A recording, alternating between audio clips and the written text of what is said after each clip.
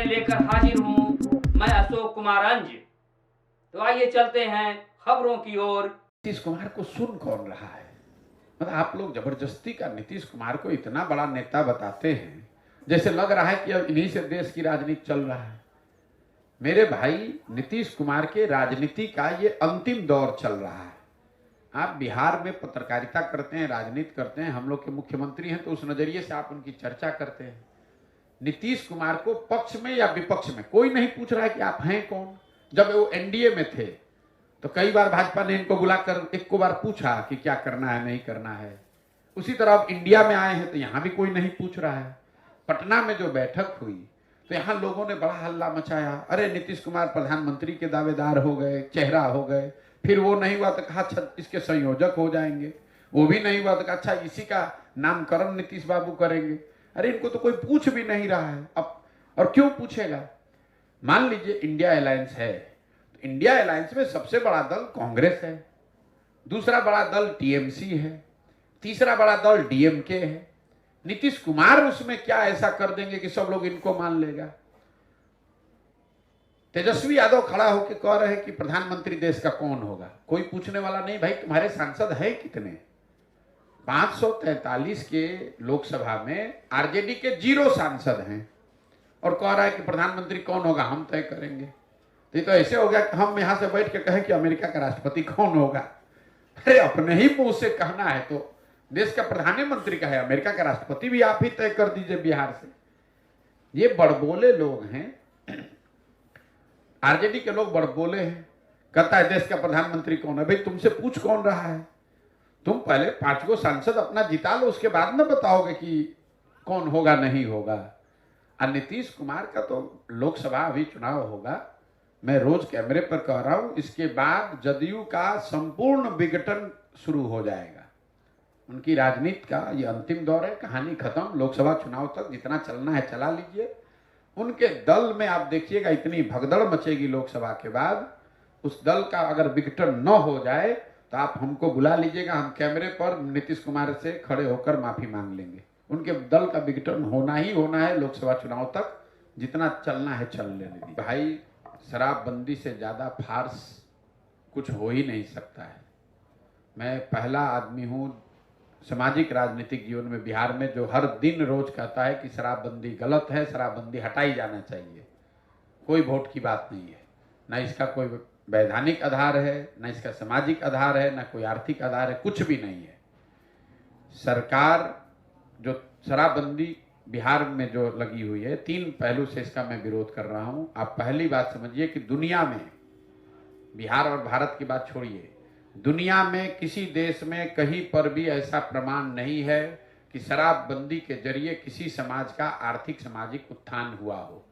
अगर शराबबंदी से ही लोगों का उत्थान होना होता तो हम लोग सबसे ज्यादा पिछड़े हैं, लेकिन अपने को सबसे होशियार समझते हैं। दुनिया के दूसरे देशों ने क्यों नहीं लागू कर दिया? भारत में ही दूसरे राज्यों ने क्यों नहीं लागू किया? दूसरा एक तर्क दिया जाता है नीतीश कुमार और उनके चमचों के द्वारा कि ये गांधी जी ने ऐसा कहा है, गांधी जी का हम बात फॉलो कर रहे हैं। सरासर झूठ है। हम एकदम कैमरे पर आज 1.5 वर्ष से चुनौती दे रहे हैं। नीतीश कुमार गांधी को अगर समझते हैं, कभी जीवन में पढ़े हैं, तो उन अपनी पूरी सरकार का तंत्र लगा के हमको वो एक लाइन दिखा दें गांधी जी का, जहां गांधी जी ने ये कहा है कि सरकार को कानून बनाकर शराबबंदी करनी चाहिए। गांधी जी ने इसकी कभी चर्चा नहीं की है। गांधी जी ने शराबबंदी को सामाजिक प्रयास के तौर पर बताया है। समाज में ये प्रयास होना चाहिए कि शराब पीना गलत बात है, लोग शराब न पिए। गांधी जी ने कहीं ये नहीं कहा है कि कानून, सरकारों को कानून बनाकर शराबबंदी लागू करना चाहिए। तो ऐसे हो गया कि गांधी जी ने कहा कि शाकाहारी भोजन करना चाहिए, कल सरकार कानून बना दे कि जो शाकाहारी नहीं है उसको जेल में डाला जाएगा।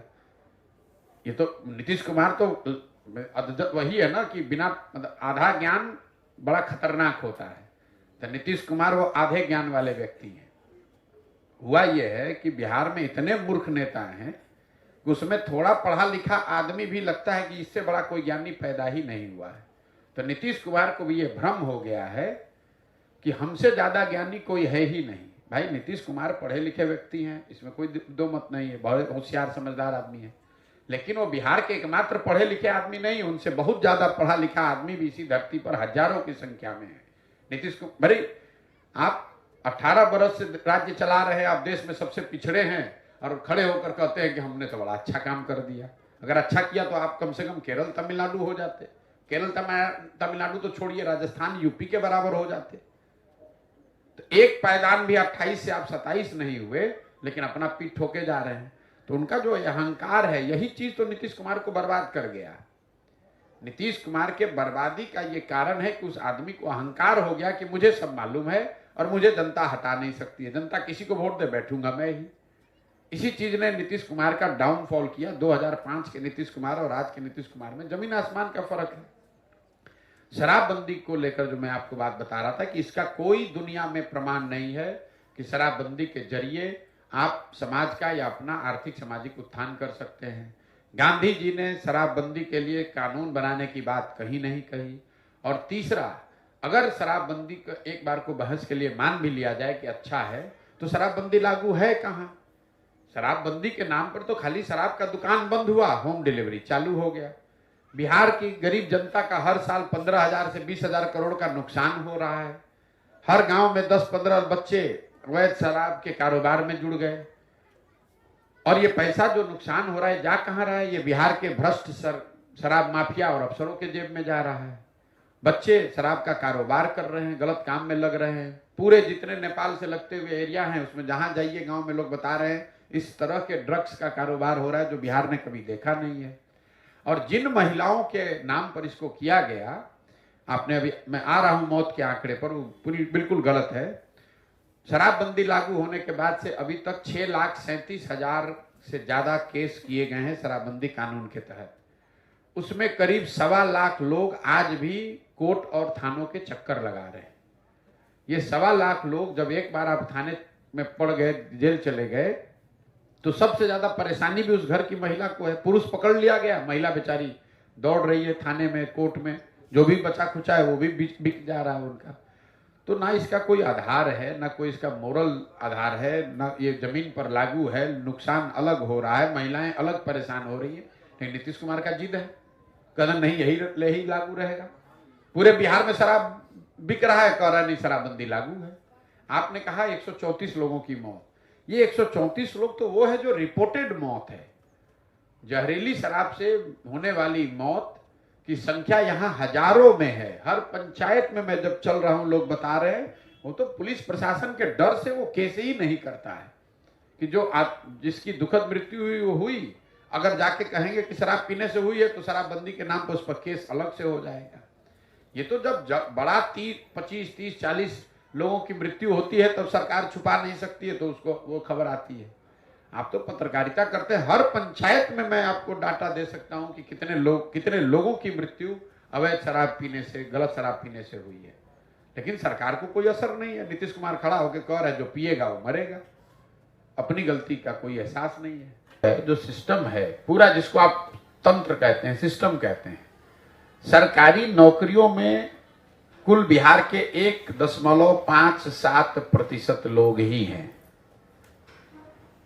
सिर्फ 1.57% लोग ही, 2% से कम लोग ही, चपरासी से लेकर चीफ सेक्रेटरी तक सबको अगर आप जोड़ दीजिएगा तो 2% से कम लोग सरकारी नौकरियों में हैं। तो पूरी जो व्यवस्था है वो सिर्फ 2% सरकारी नौकरी करने वाले लोगों की वजह से नहीं है। दिक्कत यह है कि जो जनप्रतिनिधि हैं, लोकतंत्र में मालिक वो है जिसको आप चुन कर बैठाते हैं। अफसर क्या करेगा? अफसर तो वैसे काम करता है जैसे काम कराना वाले लोग चाहते हैं। यही नीतीश कुमार हैं। 2005 से 2010 में यही तंत्र था, यही अफसर था। आपको कई क्षेत्रों में सुधार दिखा है, आज वो सुधार आपको नहीं दिख रहा है, बदहाली दिख रही है। इसलिए कि नीतीश कुमार की अपनी प्राथमिकता बदल गई है। उस समय वो बिहार को सुधारने में लगे हुए थे, आज अपनी कुर्सी बचाने में लगे हुए हैं। इस प्रस्तुति को आज यहीं विराम देते हैं। बहुत बहुत धन्यवाद।